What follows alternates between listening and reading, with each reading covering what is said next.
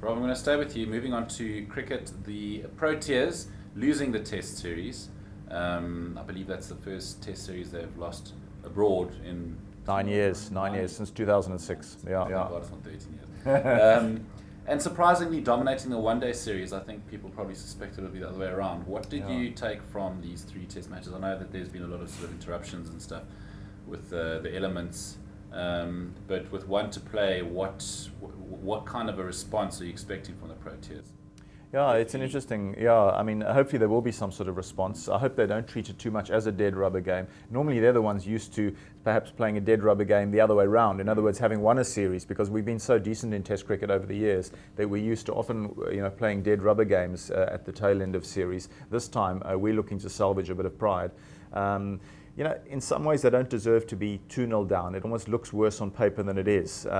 Because that first test, I still believe that if South Africa had played just a little bit more smartly in the first test, they could have been 1-0 up. And then the Indians might have changed their whole philosophy around this preparation or lack of preparation, you might say, of their pitches, which instead have been these real crumbling dust bowls that have sparked a lot of debate about whether they actually are really suited for Test cricket. Just of late, you've had people like Kepler Wessels saying, you've got to like it or lump it.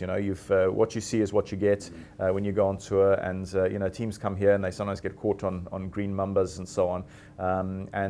Look, South Africa have struggled to hit the straps. We saw in Bangladesh already, even on another weather-affected tour only a few months ago, that the Test team was just looking a little bit shaky. South Africa tend to play their best cricket at the sort of height of the domestic summer, when a lot of their players have got sort of overs under their belts, runs on the board, and then your sort of Staines and your Amlas and people like that really come into their own. So I don't think we should panic too much.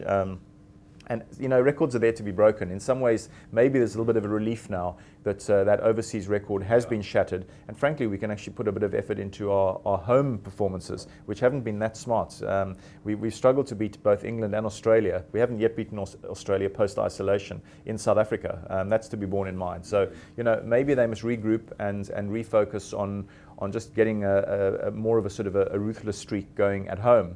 And putting that into practice straight away against England when they come here in only a fortnight or so now. So still plenty to play for, and I think South Africa are not quite as bad as some people are making out. I'll be disappointed if they don't sort of buck up by sort of 20-25%, crucially, in the next few weeks back on South African soil.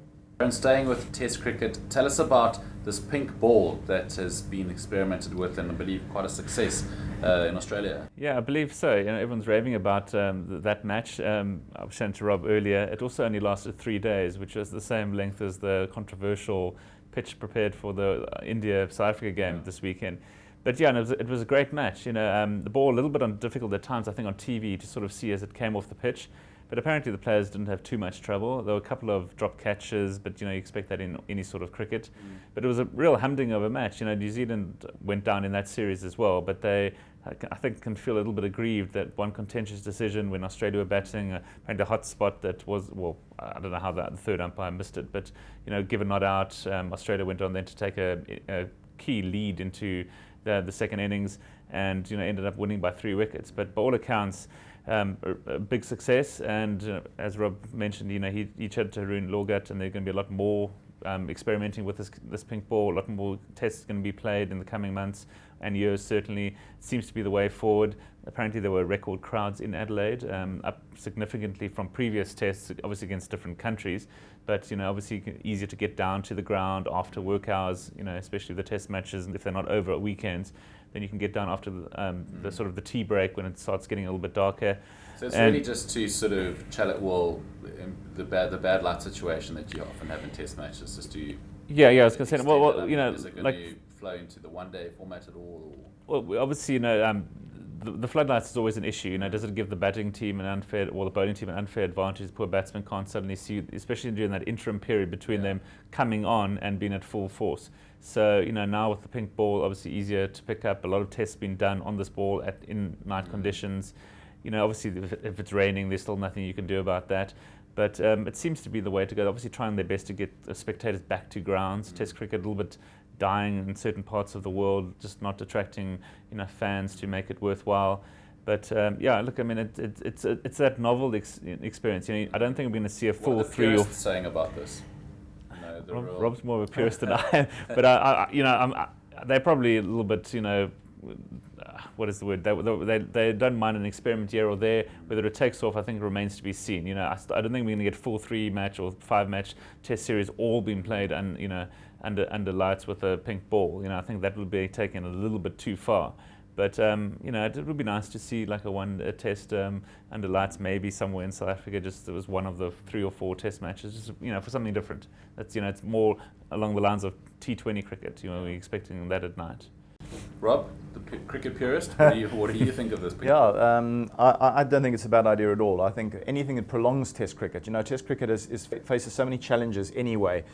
We know that its ground is being eroded more and more by this fascination with one dayers, or almost a sort of obsession among administrators, whether they like it or whether they deny it or not. You know, Test cricket just seems to be pushed into the margins more and more, unless it's something like an Ashes, which of course is quite an easy sell every couple of years anyway.